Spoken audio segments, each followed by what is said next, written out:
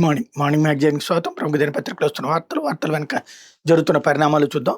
ఈనాడు చూస్తే ఢిల్లీలో భారీ పేలుడు అన్న వార్తని హైలైట్ చేసింది.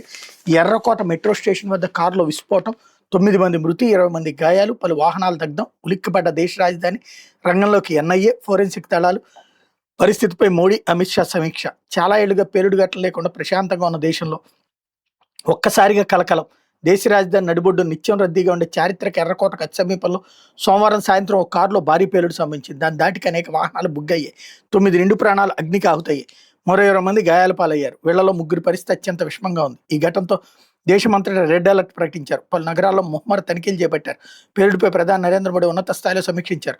కారు యజమాని కొన్ని గంటల్లోనే అదుపులో తీసుకున్నారు. లాల్ కిలా మెట్రో స్టేషన్కి చేరువగా ట్రాఫిక్ సిగ్నల్ వద్ద కారు నుంచి పేలుడు సంభవించినట్టు గుర్తించారు. క్షతగాత్రులకి ఎల్ఎన్జేపీ ఆసుపత్రిలో చికిత్స అందిస్తున్నారు. పేలుడులో ఉగ్రవాదుల పాత్ర, కుట్రకోణం వంటి ఉన్నాయేమో తెలుసుకునేందుకు జాతీయ దర్యాప్తు సంస్థ, ఫోరెన్సిక్ విభాగాలు, క్లూస్ బృందాలు రంగంలోకి దిగినాయి. కేంద్ర హోంమంత్రి అమిత్ షా ఢిల్లీ పోలీసు ఉన్నతాధికారులతో మాట్లాడి పరిస్థితిని సమీక్షించారు. దేశంలో భారీ ఉగ్ర కుట్రకు భద్రతా బలగాలు భగ్నం చేసి పెద్ద ఎత్తున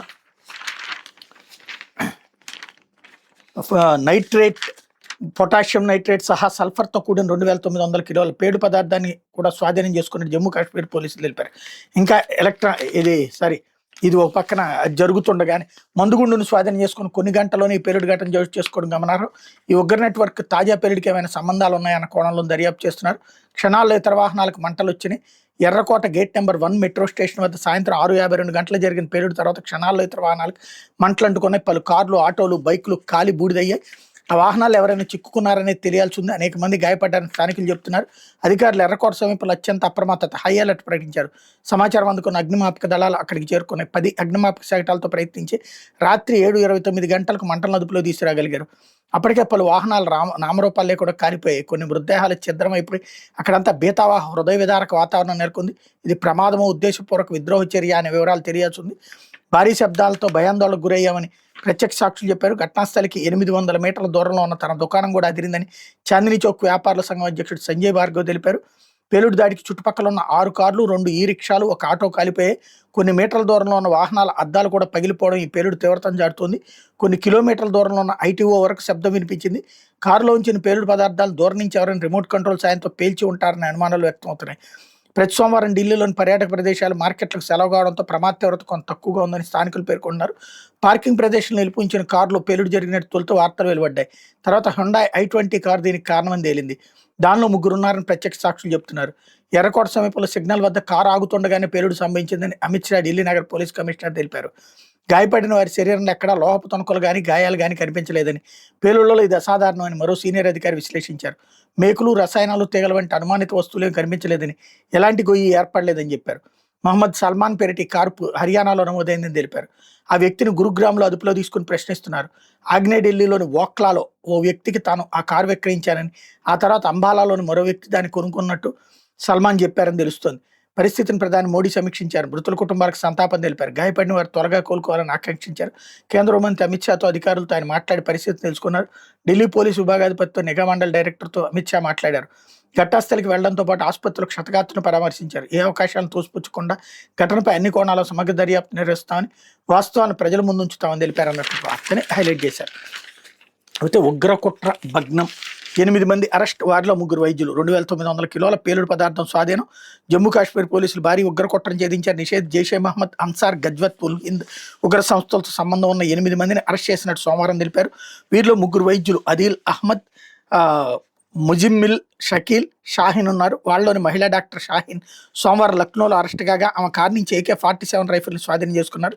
విచారణ నిమిత్తం ఆమెను వాయు మార్గంలో అంటే ఫ్లైట్లో శ్రీనగర్కి తరలించారు. అలాగే కాశ్మీర్, హర్యానా, ఉత్తరప్రదేశ్ కేంద్ర ఏజెన్సీలు సంయుక్తంగా నిర్వహించిన ఈ operation ammonium nitrate, potassium nitrate సహా సల్ఫర్తో కూడిన 2900 కిలోల పేలుడు పదార్థాన్ని కూడా స్వాధీనం చేసుకుని జమ్మూ కాశ్మీర్ పోలీసులు తెలిపారు.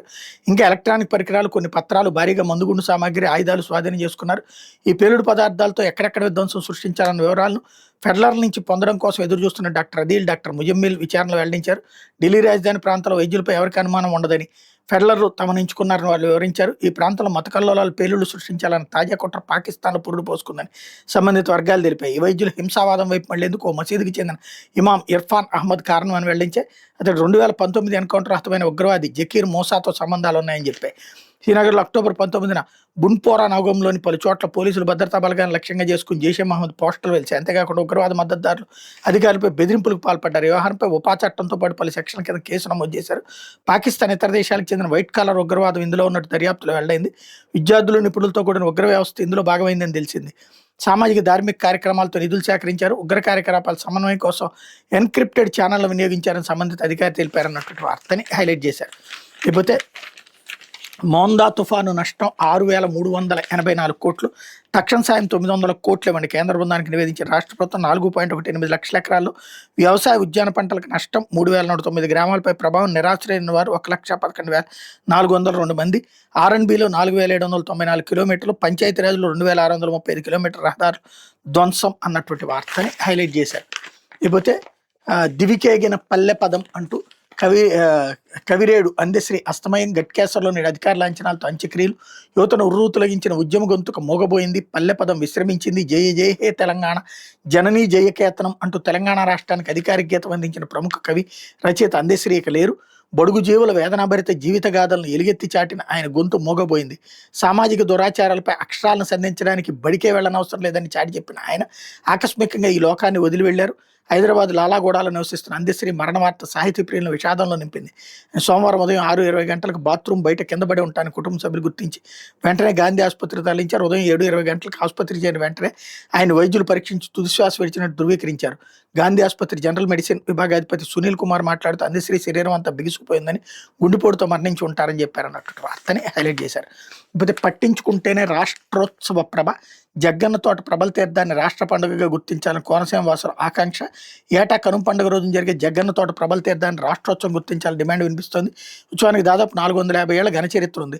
భారతదేశం మొత్తం మీద ఏకాదశి రుద్రులు కొలువైన డాక్టర్ బిఆర్ అంబేద్కర్ కోనసీమ జిల్లాలో నిర్వహించే ప్రబల తీర్థాన్ని రాష్ట్ర పండుగ గుర్తిస్తే ఈ ప్రాంతంలో ఆధ్యాత్మికంగా పర్యాటకంగా అభివృద్ధి అవకాశాలు పెరుగుతాయని ప్రజలు ఆకాంక్షిస్తున్నారు. కూటమి ప్రభుత్వం దీనిపై దృష్టి సారించాలని 2026 జనవరి నుంచి అమలు కావాలని ఎదురు చూస్తున్నారన్నటువంటి వార్తని హైలైట్ చేశారు. లేకపోతే ఈడ్చికెళ్లారు, చంపేశారు అంటూ నా తల్లి విషయంలో ప్రభుత్వ ఆసుపత్రి సిబ్బంది క్రూరత్వం. కలెక్టర్కి ఫిర్యాదు చేసిన బాధితురాలు. నెల్లూరులోని ప్రభుత్వ సర్వజన ఆసుపత్రిలో వైద్యం కోసం వెళ్తే తమ తల్లిని నేలపై ఈడ్చుకుంటూ తీసుకెళ్లి బెడ్పై పడేశారు. నెల్లూరు స్టోన్ హౌస్పేటకు చెందిన మేడా రోజా జిల్లా కలెక్టర్ సోమవారం ఫిర్యాదు చేశారు. తల్లిని నేలపై ఈడ్చుకుంటూ వెళ్తున్నట్టు సామాజిక మాధ్యమంలో వచ్చిన వీడియోలు, ఫోటోలను ఆయనకు చూపించారు. ఈ సందర్భంగా ఆమె విలేకరులతో మాట్లాడుతూ 80 ఏళ్ల వృద్ధురాలైన నా తల్లి పాకం అదే అనారోగ్యంతో ఉండగా వైద్యం కోసం సెప్టెంబర్ 15 ప్రభుత్వ సర్వజన ఆసుపత్రిలో చికిత్స కోసం చేర్పించాం. అత్యవసర వార్డులో నేలపైన పడుకోబెట్టారు. తర్వాత నేలపై నుంచి ఈడ్చుకుని వెళ్లి పక్కనే ఉన్న బెడ్పై పడేసి సరైన వైద్యం అందించకపోవడంతో 20వ తేదీ చనిపోయిందని ముసుగు కప్పేశారు. నేను చూడగా ఆమె ప్రాణాలతోనే ఉంది. వైద్యులు, ఆసుపత్రి సిబ్బంది రాక్షసంగా ప్రవర్తించారు. మా అమ్మ బతికే ఉందని చెప్పడంతో మళ్ళీ ఐసీయూలోకి తీసుకెళ్లి తిరిగి అరగంట తర్వాత మృతి చెందినట్టు తెలియజేశారు. ఎవరో ఫేస్బుక్లో వీడియోను అప్లోడ్ చేయగా చూసి ఎస్పీకి దీని మీద ఫిర్యాదు చేశారు. అధికారులు స్పందించి ఆసుపత్రి వైద్యులు, సిబ్బందిపై చర్యలు తీసుకోవాలని కోరారు అన్నటువంటి వార్తని హైలైట్ చేశారు. అయితే మొబైళ్ల దొంగతనం ముసుగులో మహామోసం, బాధితుల బ్యాంక్ ఖాతాలను ఖాళీ చేయడం అసలు లక్ష్యం, నేరగాళ్ల ముఠాను అరెస్ట్ చేసిన విజయవాడ పోలీసులు అంటూ మరొక వార్తని హైలైట్ చేశారు. లేకపోతే పాల్ మీరు చాలా స్మార్ట్ అంటూ వైద్య కళాశాలల అంశంలో కేఏ పాల్ను ఉద్దేశించి సుప్రీంకోర్టు వ్యాఖ్య. ఆంధ్రప్రదేశ్లో వైద్య కళాశాలను పీపీపీ కింద అప్పగించడానికి సవాల్ చేస్తూ ప్రజాశాంతి పార్టీ అధ్యక్షుడు కేఏ పాల్ ఆర్టికల్ 32 కింద దాఖలు చేసి రెడ్ పిటిషన్ సుప్రీంకోర్టు తోసిపుచ్చింది. దీనిపై హైకోర్టుకు వెళ్లకుండా నేరుగా సుప్రీంకోర్టుకు రావడానికి తప్పుపట్టింది. దీన్ని సుప్రీంకోర్టు పరిధిలోకి వచ్చే అంశంగా చెప్పడానికి ఏపీతో పాటు మరికొన్ని రాష్ట్రాలను ప్రతివాదులుగా చేర్చడానికి వ్యతిరేకించింది. మీరు చాలా స్మార్ట్, అందుకే కారణాలేవి లేకుండానే చాలా రాష్ట్రాలను ప్రతివాదుల జాబితాలో చేర్చారని సోమవారం పిటిషన్పై జస్టిస్ జోయ్ మాల్యా బాగ్చీతో కలిసి విచారించిన సందర్భంగా జస్టిస్ సూర్యకాంత్ వ్యాఖ్యానించారు. కొన్నిసార్లు సుప్రీంకోర్టు కంటే ఎక్కువ అధికారులు హైకోర్టుగా ఉంటాయి. కొన్ని విషయాల్లో ఆర్టికల్ 226 విస్తృతి, ఆర్టికల్ 32 కంటే ఎక్కువ. ఇలాంటి పరిస్థితుల్లో హైకోర్టుకు వెళ్లకుండా నేరుగా సుప్రీంకోర్టుకు రావడం వెనక కారణం ఏంటంటే జస్టిస్ సూర్యకాంత్ ప్రశ్నించారన్నట్టు వార్తని హైలైట్ చేశారు. లేకపోతే సాక్షి తెల్ల కోట్లు ఆశలు కటాఫ్. ప్రభుత్వ మెడికల్ కాలేజీల ప్రైవేటీకరణకు నిరసనగా రేపు విద్యార్థులు రణవేరి. పార్టీలకు అతీతంగా కదలి వచ్చి కథం తొక్కనున్న విద్యార్థులకు వైఎస్ఆర్సీపీ ఆధ్వర్యంలో నిరసన ర్యాలీలు. 2.5 లక్షల కోట్ల అప్పులు చేస్తూ కేవలం 5,000 కోట్లు వైద్య కాలేజీలకు ఇవ్వలేరా? మెడికల్ కాలేజీలు ఏర్పాటైతే చేరువులో మెరుగైన వైద్యం, మన విద్యార్థుల విద్య కళల సాకారం. మన విద్యార్థులు ఎంబీబీఎస్ కళలను కుట్రపూర్తంగా గండికొట్టిన చంద్రబాబు సర్కార్. ఏపీలో 471 స్కోరు వరకే ప్రభుత్వ కోటాలో సీటు, తెలంగాణ 403 స్కోరుకే కన్వీనర్ సీటు. తెలంగాణలో కంటే 120 మార్కులు అధికంగా సాధించిన ఏపీలో బీసీ విద్యార్థులకు తీవ్ర నిరాశ. కొత్త వైద్య కళాశాలను బాబు కుట్రపూర్తంగా అడ్డుకోవడంతో తీవ్రంగా నష్టపోయిన ఏపీ విద్యార్థులు. 2 ఏళ్లలో 2,450 ఎంబీబీఎస్ సీట్లు కోల్పోయిన రాష్ట్రం. తెలంగాణలో భవనాలు లేకపోయినా అనుమతులు తెచ్చుకుని మెడికల్ కాలేజీల నిర్వహణ. ఏపీలో దాదాపుగా అన్ని వస్తువులతో కాలేజీలు సిద్ధం. కొత్త మెడికల్ కాలేజీలకు తీసుకురాకపోగా ఉన్న వాటిని ప్రైవేట్ పరం చేస్తున్న బాబు అన్నటువంటిది హైలైట్ చేశారు. లేకపోతే పేదలకు సెంటు భూమి ఇవ్వరు. టీడీపీ ఆఫీసులకేమో ఎకరాలకు ఎకరాలు. మచిలీపట్నం ఇచ్చిన భూమి విలువ 50 కోట్లు. తిరుపతిలో కేటాయించిన స్థలం ఖరీదు 60 కోట్లు. గతంలో అత్యంత విలువైన భూములు టీడీపీ కార్యాలయాలు కట్టబెట్టిన చంద్రబాబు. డి పట్టాలు వాగుపోరంబోకు భూముల్లో మంగళగిరి టీడీపీ ప్రధాన కార్యాలయం. 3.6 ఎకరాల్లో స్టార్ హోటల్ మాదిరిగా ఎన్టీఆర్ భవన్. విశాఖలో దశపల్లా భూములను ఆక్రమించి పార్టీ ఆఫీసు నిర్మాణం. విజయవాడలో 50 కోట్ల విలువైన 95 సెంట్ల స్థలం కేటాయింపు. టీడీపీ కార్యాలయాలకు మున్ముందు వరుసగా కోట్ల విలువైన భూములు అన్నటువంటి వార్తని హైలైట్ చేశారు. లేకపోతే ఏడాదికి 1000 అంటూ టీడీపీ ఆఫీస్ కార్చౌక్గా ప్రభుత్వ భూములు లీజుకి. మచిలీపట్నంలో 1.6 ఎకరాలు 33 ఏళ్లకు కేటాయింపు. రవాణా శాఖ ఇచ్చిన భూమిని రద్దు చేసి మరీ బదిలీ. లీజు కాలం 66 ఏళ్లకు, అవసరమైతే 99 ఏళ్లకు పెంపు. తిరుపతిలోను టీడీపీ కార్యాలయానికి 2 ఎకరాలు. అసైన్ చట్టంలో సవరణలపై ఆర్డినెన్స్ జారీకి ఆమోదం అన్నటువంటిది హైలైట్ చేశారు. అయితే అందశ్రీ ఇక లేరు అంటూ ఇంట్లో కుప్పకూలిన సాహితీ దిగ్గజంకి సంబంధించినటువంటి వార్తని హైలైట్ చేశారు. లేకపోతే రోడ్డెక్కిన ప్రభుత్వ డిగ్రీ కళాశాలల విద్యార్థులు. ఎన్బిటి అండ్ ఎన్సివి కళాశాల ఆస్తులు తిరిగి ప్రైవేట్ యాజమాన్యానికే. 101 మంది విద్యార్థుల భవిష్యత్ అగమ్య గోచరం. అదే పేరుతో కొనసాగించాలని కోరుతున్న విద్యార్థులు. ప్రభుత్వ డిగ్రీ కళాశాల విద్యార్థులు రోడ్డెక్కారు. కళాశాల ఆస్తులను తిరిగి ప్రైవేట్ యాజమాన్యానికి అప్పగిస్తూ జీవో జారీ చేయడం విద్యార్థుల భవితను ప్రశ్నార్థకం చేసింది. దీంతో తమకు న్యాయం చేయాలని కోరుతూ విద్యార్థులు సోమవారం ర్యాలీ నిర్వహించారు. అనంతరం పల్నాడు కలెక్టర్ కృతికా శుక్లాను కలిసి తమ గోడు వెళ్లబోసుకున్నారు. కళాశాలను అదే పేరుతో కొనసాగించాలని విజ్ఞప్తి చేశారు. వైఎస్ఆర్సీ ప్రభుత్వంలో పల్నాడు జిల్లా కేంద్రమైన నరసరావుపేటలో ప్రభుత్వ డిగ్రీ కళాశాలను ఏర్పాటు చేస్తూ 2023లో ఉత్తర్వులు జారీ అయ్యాయి. ఈ కళాశాలను గతంలో చంద్రబాబు ప్రభుత్వంలో స్వాధీనం చేసుకున్న ఎన్బిటి అండ్ ఎన్సివి కళాశాల ప్రాంగణంలో ఏర్పాటు చేశారు. గతంలో ఇదే ప్రాంగణంలో జేఎన్టీయూ ఇంజనీరింగ్ కళాశాల నిర్వహించారు. వాళ్ళకి సొంత భవనాలు సమకూడడంతో సదరు ప్రాంగణాన్ని డిగ్రీ కాలేజీకి కేటాయించారు. అయితే తిరిగి చంద్రబాబు ప్రభుత్వం రావడంతో ప్రభుత్వ ఆధీనంలో ఉన్న కళాశాల ఆస్తులను తిరిగి కోర్టు ఉత్తర్వుల మేరకు శ్రీ త్రికోటేశ్వర స్వామి ఎడ్యుకేషనల్ సొసైటీ పాత యాజమాన్యానికి అప్పగిస్తూ జీవో జారీ చేసింది. దీంతో సొసైటీ ప్రతినిధులు తమ కళాశాలను ఆస్తుల్ని స్వాధీనం చేసుకునేందుకు ప్రయత్నాలు ముమ్మరం చేయడంతో కళాశాల చదువుతున్న విద్యార్థుల భవిష్యత్తు గందరగోళంగా మారింది. కళాశాల పేరు ఎన్బిటి అండ్ ఎన్సివి ప్రభుత్వ డిగ్రీ కళాశాలగా నమోదు కావడంతో ఇప్పుడు తమను వేర్వేరు కళాశాలలో చేరమంటంతో తమకు తీవ్ర ఇబ్బందులు ఎదురవుతాయని ఆవేదన వ్యక్తం చేస్తున్నారు. ప్రస్తుతం కళాశాలలో 101 మంది విద్యార్థులు చదువుతున్నారు. వీళ్ళకి సంబంధించిన రికార్డులన్నీ ఇదే కళాశాల పేరుతో ఉండడంతో హఠాత్తుగా వేరే కళాశాలకు బదిలీ చేస్తే తాము నష్టపోతామని విద్యార్థులు చెప్తున్నారు. ఆచార్య నాగార్జున విశ్వవిద్యాలయం అనుబంధ కళాశాలగా రాష్ట్ర ఉన్నత విద్యామండలి గుర్తింపుతో విద్యార్థులు ప్రభుత్వ డిగ్రీ కళాశాల పేరుతోనే స్కాలర్షిప్లు ఇతర సదుపాయాలు పొందుతున్నారు. సచివాలయం బయోమెట్రిక్ ట్యాక్స్ సైతం ఎన్బిటి అండ్ ఎన్సివి ప్రభుత్వ కళాశాల పేరుతోనే ఉంది. ఈ నేపథ్యంలో కళాశాలను పాత యాజమాన్యానికి అప్పగించి తమను వేరే కళాశాలకు మార్చినట్టయితే తాము నష్టపోతామని వాపోతున్నారు. తృతీయ సంవత్సరం పూర్తి చేసే వరకు ప్రభుత్వ డిగ్రీ కళాశాల అదే పేరుతో కొనసాగించాలని కోరుతున్నారు అన్నటువంటిది హైలైట్ చేశారు. ఇకపోతే స్కూల్లో విద్యార్థిని అనుమానాస్పద మృతి. హాస్టల్ గదిలో ఉరివేసుకున్న స్థితిలో గుర్తించిన మరో విద్యార్థిని. కడప శివారు ఊటుకూరులో ఘటన. పాఠశాల యాజమాన్యం నిర్లక్ష్యంపై విద్యార్థిని బంధువుల ఆగ్రహం. యాజమాన్యం తీరుపై మండిపడ్డ డీఈఓ. వైఎస్ఆర్ జిల్లా కడప శివారులోని చింతకొమ్మదిని మండలం ఊటుకూరు రింగ్ రోడ్ సర్కిల్ వద్ద ఉన్న ప్రైవేట్ రెసిడెన్షియల్ పాఠశాలలో 9వ తరగతి విద్యార్థిని కె జస్వంతి సోమవారం ఉదయం అనుమానాస్పద స్థితిలో మృతి చెందింది. స్థానికులు తెలిపిన వివరాల ప్రకారం తొండూరు మండలం పాలూరు గ్రామానికి చెందిన కె రవిశంకర్ రెడ్డి లక్ష్మీదేవి దంపతులు పెద్ద కుమార్తె జస్వంతి ప్రైవేట్ స్కూల్ హాస్టల్లో ఉంటుంది. ఉదయం 6:40 గంటల సమయంలో జస్వంతి తాను ఉంటున్న గడి వేసుకుంది. అదే గదిలో ఉంటున్న మరో విద్యార్థిని పాలు తాగేందుకు మెస్ వద్దకు వెళ్ళి 6:55 గంటల సమయంలో రూమ్ వద్దకు వచ్చి కిటికీలోని చూడగా చున్నీతో ఫ్యాన్ కూరేసుకున్న స్థితిలో కనిపించింది. విషయం తెలుసుకున్న పాఠశాల సిబ్బంది గది తలుపులను పగలగొట్టి లోనికి వెళ్లారు. అపస్మారక స్థితిలో ఉన్న జస్వంతిని కడప నగరంలోని ప్రైవేట్ ఆసుపత్రికి తరలించగా అప్పటికే మృతి చెందినట్టు వైద్యులు చెప్పారు. దీంతో రిమ్స్ ఆసుపత్రికి విద్యార్థిని మృతదేహాన్ని తరలించారన్నట్టు వార్తని హైలైట్ చేశారు. లేకపోతే ఆంధ్రజ్యోతి ఢిల్లీలో భారీ పేలుడు అన్నటువంటి వార్తని హైలైట్ చేసింది. అట్లాగే 1,00,000 కోట్ల పెట్టుబడులకి కేబినెట్ ఓకే. విద్యుత్ కేంద్రాల ఏర్పాటుకు అసైడ్ భూములు చట్టంలో కీలక సవరణతో ఆర్డినెన్స్ జారీకి ఆమోదం. విశాఖలో పలు ఐటీ సంస్థలకు భూ కేటాయింపులకు అంగీకారం. కుప్పం, ఓరకల్లు, నాయుడుపేటలో పలు పరిశ్రమలకు కూడా కేబినెట్ నిర్ణయాలు వెల్లడించిన మంత్రి పార్థసారథి. రాష్ట్రంలో 1,00,000 కోట్ల పెట్టుబడుల ప్రతిపాదన మంత్రివర్గం ఆమోదం తెలిపింది. సోమవారం సీఎం చంద్రబాబు అధ్యక్షతన అమరావతి సచివాలయంలో కేబినెట్ సమావేశం జరిగింది. 70 అంశాలకు ఆమోదం తెలిపింది. సమావేశం అనంతరం రాష్ట్ర సమాచార పౌర సంబంధాల గృహ నిర్మాణ శాఖల మంత్రి కొలుసు పార్థసారథి విలేకరులకు వివరాలు వెల్లడించారన్నటువంటి వార్తని హైలైట్ చేశారు. లేకపోతే ఎమ్మెల్యేల పెత్తనం పెరిగిపోతుంది, వాళ్ళు చెప్తేనే పనులు అవుతున్నాయి. పవన్ కళ్యాణ్ మనం చెప్పే గవర్నెన్స్ క్షేత్రస్థాయి పరిస్థితి చాలా తేడా ఉంది, దీన్ని సరిదిద్దుకోకపోతే ప్రజాపాలనకు అర్థం ఉండదు, సీఎం జోక్యం చేసుకుని హెచ్చరించాలి. కేబినెట్ భేటీలో డిప్యూటీ సీఎం సూచన. కూటమి ఎమ్మెల్యేలు ఎవరు తప్పు చేసిన ఇన్ఛార్జి మంత్రులు బాధ్యత తీసుకోవాలి, వాళ్ళ తప్పులు సరిదిద్దే ప్రయత్నం చేయండి, వెనకుంటే నా దృష్టికి తీసుకురండి. సీఎం ఎర్రచందనంపై క్షేత్రస్థాయి వెళ్లి పవన్ బాగా చేస్తున్నానని ప్రశంస. ఏడాదిలోగా పేదలందరికీ ఇళ్ల స్థలాలు, పెట్టుబడుల కోసం ఎంత కష్టపడుతున్నది హై స్కూల్ స్థాయి పిల్లలకు తెలియజేయాలంటే బాబు స్టేట్మెంట్. కూటమి ప్రభుత్వం పొలిటికల్ గవర్నెన్స్ ఉండాలని పదే పదే చెప్తుంది, కానీ క్షేత్రస్థాయిలో పరిస్థితి భిన్నంగా ఉంది. చాలా చోట్ల ఎమ్మెల్యేలు చెప్తూనే పనులు అవుతున్నాయి. దీన్ని సరిదిద్దుకోకపోతే మనం చెప్పే గవర్నెన్స్ ప్రజాపాలనకు అర్థం మారిపోతుంది. డిప్యూటీ సీఎం పవన్ కళ్యాణ్ రాష్ట్ర మంత్రివర్గ సమావేశంలో వ్యాఖ్యానించారు. ముఖ్యమంత్రి జోక్యం చేసుకుని పార్టీలతో సంబంధం లేకుండా కూటమి ఎమ్మెల్యేలను గట్టిగా హెచ్చరించాలని కోరారు. సీఎం చంద్రబాబు అధ్యక్షతన కేబినెట్ సమావేశం సోమవారం సచివాలయం జరిగిన సందర్భంగా జరిగింది అన్నటువంటిది హైలైట్ చేశారు.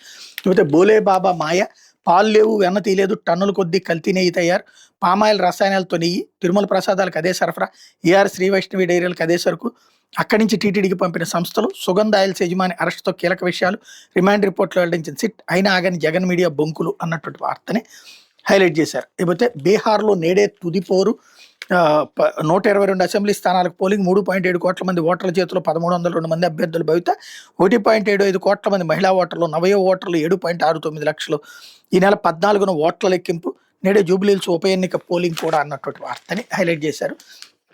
అయితే రాజంపేటలో కోవర్టల రాజ్యం అంటూ గత ఎన్నికల్లో రాష్ట్రమంతా కూటమి గాలి బలంగా ఇచ్చింది. వైసీపీ కేవలం 11 సీట్లకే పరిమితమైంది. అన్నమయ్య జిల్లాలోని 6 అసెంబ్లీ నియోజకవర్గాల్లో 2 చోట్ల టీడీపీ ఓడిపోయింది. కోవర్ట్ ఆపరేషన్ వల్లే తంబళ్లపల్లె, రాజంపేటలో టీడీపీ ఓటమి పాలైందని ఆ పార్టీ కార్యకర్తలు చెప్తున్నారు. కొందరు తమ్ముళ్ళు మోసేది పసుపు జెండా, పెద్దిరెడ్డి ప్రయోజనాల రహస్య జెండా, లోక్సభ స్థానం పరిధిలో ఫిక్సింగ్ రాజకీయం, 2024 ఎన్నికల్లో వైసీపీ గెలుపు కోసం కృషి, వైసీపీ అభ్యర్థులకు ఆర్థిక సాయం నేడు, పెద్దిరెడ్డి అరాచకాల అక్రమాలు, 2023లో చంద్రబాబుపై వైసీపీ శ్రేణుల రాళ్లదాడి, అక్రమార్కులకు కొందరు టీడీపీ నేతల సహకారం, ఇప్పటికే టీడీపీ వైసీపీ నేతలు చట్టపట్టాలి అన్నటువంటి వార్తని హైలైట్ చేసింది. లేకపోతే కేసును ఎలా రాజీ చేస్తారు, మీకు తెలియకుండా జరిగే వీల్లేదు, ఎవరైనా అధికారి లేక నేత ఒత్తిడి చేశారా, దొరికింది 12 నోట్లు అయితే 9 చూపారు, డాలర్ విలువ పెంచి నమోదు చేశారు. పరకామణి కేసులో అప్పటి CI Jaganmohan Reddy, SI Lakshmi Reddy, BGO గిరిధర్పై సిఐడి ప్రశ్నల వర్షం.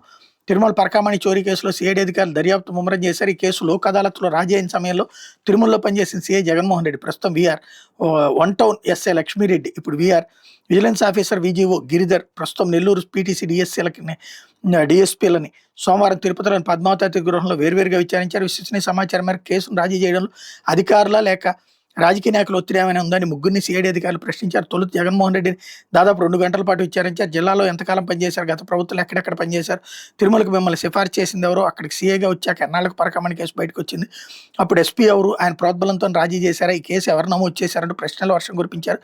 ఈ కేసుతో తనకు సంబంధం లేదని అప్పటి 1 టౌన్ ఎస్ఐ లక్ష్మీరెడ్డి కేసు నమోదు చేసి విచారించి కోర్టులో ఛార్జ్షీట్ దాఖలు చేశారని ఆయన సమాధానం ఇచ్చినట్టు సమాచారం. దీనిపై ఏకీపించిన దర్యాప్తు అధికారులు, మీరు అక్కడ ఎస్ఐ కంటే పెద్ద అధికారి, మీ పరిధిలోనే అతను పనిచేస్తున్నారు, ఆయన సమయంలో లోక్ అదాలత్లో కేసు రాజీ జరిగిన తతంగం మీకు తెలియకుండా ఎలా ఉంటుందని ప్రశ్నించినట్టు తెలిసింది. రవికుమార్తో మీకు ఎలా పరిచయం, కేసు రాజీ విషయంలో ఎంత మొత్తం చేతులు మారని ప్రశ్నించినట్టు సమాచారం. రవికుమార్ ఒకసారి స్టేషన్కి వచ్చారని, అంతకుమించి తనకు పరిచయం లేదని ఆయన చెప్పినట్టు తెలిసింది.